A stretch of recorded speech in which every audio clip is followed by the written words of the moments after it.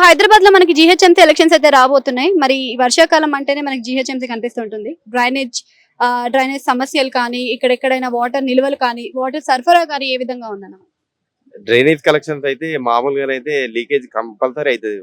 ఇది వర్షాకాలమే కాదు, సమ్మర్ లో కూడా అవుతుంది మా ఏరియాలో. అటు కాకుండా కార్పొరేటర్లు వస్తారు పోతారు, కానీ ఇవేం పట్టించుకోరు. ఓన్లీ ఎలక్షన్స్ వస్తారు, మా దగ్గర ఓట్లు వేయించుకుంటారు, వెళ్ళిపోతారు. మిగతా ఈ సమస్యలు మాత్రం చూడరు. అంటే ఇప్పుడు కార్పొరేటర్ కానీ, ఎమ్మెల్యే కానీ ఏరియాకి వచ్చి సమస్యలు తెలుసుకున్నారా లేదా అసలు? ఇప్పుడు మాకు వచ్చిన కొత్త ఎమ్మెల్యే నవీన్ యాదవ్ గారు అయితే మాకు ప్రతి ఒక్కరికి సమస్యలు తెలుసుకొని దానికి పరిష్కారం కూడా చేస్తున్నారు. మిగతా ఇంతకు ముందు ఉన్న వాళ్ళైతే ఏం చేయలేరు. ఇప్పుడు వచ్చిన ఈ ఎమ్మెల్యేనైతే మాకు అన్నిటికీ బాగా చూసుకుంటున్నారు. కార్పొరేటర్ వచ్చి గమనిస్తుండా మరి ఇక్కడ ఉన్న సమస్యలను ఏమన్నా అలాంటి ఏం పట్టించుకోరు కార్పొరేటర్లు. ఓన్లీ వస్తారు, చూస్తారు, వెళ్ళిపోతారు, కానీ ఇది అవుతుంది అంటారు, కానీ చెయ్యరు. వాళ్ళకి కావాల్సింది ఏంది? ఓట్ బ్యాంకింగ్ కావాలి. మెయిన్ జనాల నుంచి ఓటు వేయాలి, మనం గెలవాలి, అంతే. ఇంకా మిగతాది ఏముండదు అలా టార్గెట్. ఈ రోడ్డు బాగున్నాయా, డ్రైనేజ్ లీకేజ్ అవుతుందా, టెంపుల్స్ అన్ని డౌన్ లో ఉన్నాయి, ఆ టెంపుల్స్ డెవలప్ చేద్దాం, అట్లాంటి ఏం పట్టించుకోరు.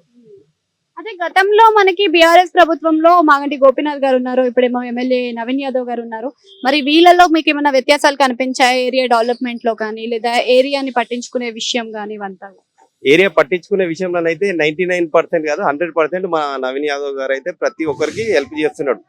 మెయిన్ పబ్లిక్ గురించి పట్టించుకుంటున్నాడు. అట్లాంటి లీడర్ కావాలి మాకు. ఇప్పుడు వచ్చిన కొత్త లీడర్ అయినా సరే ఆయననే మాకు బెటర్. ఇంతకుముందు మాగంటి గోపీనాథ్ గారు ఉండే, ఆయన కూడా చేయలేదంటలే. కాకపోతే అన్నిటికీ అభివృద్ధి చేయాలంటే ఇట్లాంటి యంగ్ యూత్ ఎమ్మెల్యే ఉన్నందుకు మాకు చాలా సంతోషంగా ఉంది.